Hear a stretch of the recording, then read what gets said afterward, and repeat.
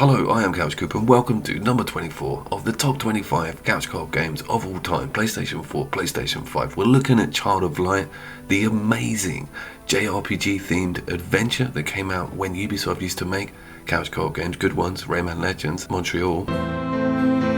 The build quality of this game is impeccable and it was one of the first PlayStation 4 games I actually got my hands on. It was free for PSN back in 2014. That was also its release date. Maybe it was a bit later when we got it on our subscription.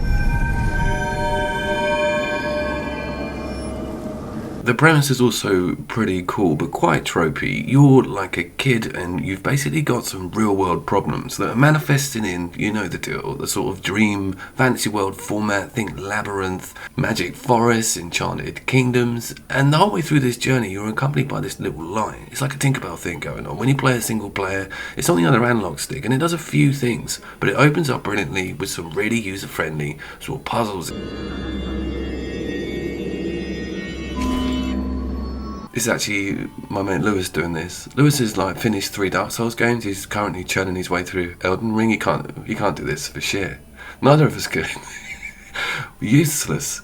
The easier the stuff gets, the worse we are at it. Notice there's a little meter up in the top left here, which is not expendable. You do actually have to think about when your light's getting used, and that's what we're going to get to, is how important this little dude is, how it works in conjunction on a couch co-op level.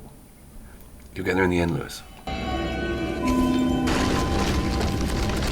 Slight spoiler, the game does start with you not being able to fly around like a little ginger Iron Man. You're quite ground bound, but once you open things up, and the puzzles also open up in this direction, I just wanted to show you just how amazingly fluid it all feels and how the other player can sort of look ahead, open up switches, make sure the way is clear, and notice there's little plants everywhere that have the light in them. So the light gives help and staggers enemies. We're going to look at that now, and it's incredibly well used in combat. So this is like the ultimate Western JRPG starter kit.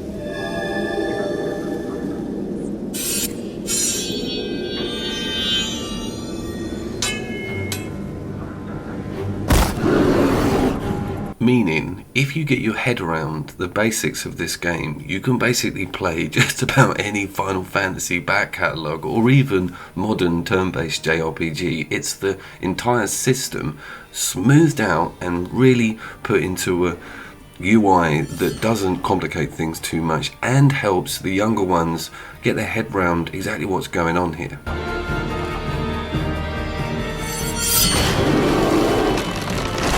The combat kind of works in real time on a turn-based system, which I'll show you in a bit more detail in a second, and it's very tense and your little Tinkerbell helper becomes integral in the process. But let's just get back to the damned beauty of it all. Waterfalls, little secret chests, parallax background. For 2014 and on the indie scene, incidentally this is on Vita as well, can you believe? It is well ahead of its time.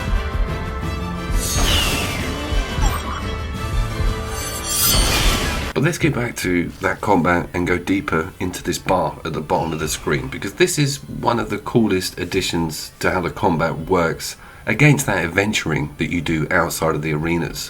What you're looking at are different enemy attacks on the below bar, and on top of the bar the icons are your characters, and they're moving along at a speed that relates to how quick that attack is when they get to the cast section. So you're jostling, waiting for a section of a turn and then implementing a move, and how fast it goes through the red section is how quick that move is executed. Smaller moves are very quick and easy and you can get in front of your enemy icon, and bigger moves take a longer time. But Tinkerbell can get in there and blind the enemies and cause their icon to hold back, meaning you'll get to the end first. It has been done before in a few Final Fantasy games and you do see it around sometimes, but it's kind of old school and it works so well with the co-op method of support, with one person distracting and giving you health and the other person making the choices on what move and when with what character. It's perfectly divided and it causes really cool conversation between the moves and tactics and what to go for, and more importantly when to go for it.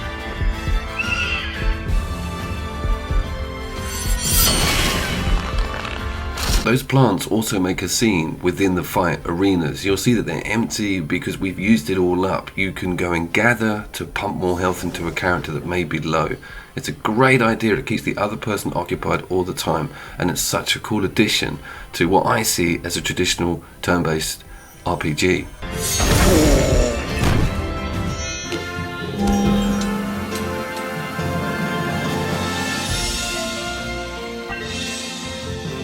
So I was talking about that starter kit idea, and the way that the perk tree looks and works is beautifully simplified, and I love the idea of hotkeying or just quick selecting around between your characters and not having to read lengths of description or go through pages of dialogue. And if anyone else is sitting with you who's never played this sort of game before, they won't be put off by a lot of these options. Slotting in cool gems, having a really funny party, including like a jester from the circus. I think it's up to 5 in total when you get into mid to late game.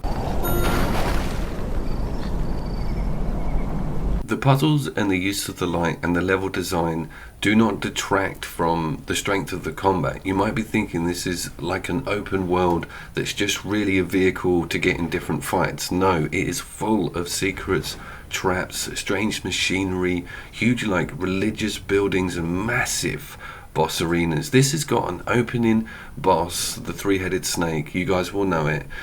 Oh, it's a pitch high. You've really got to start learning how to use the distraction techniques, and it goes on a very element strong focus. So not simple stuff when you start getting into that first quarter.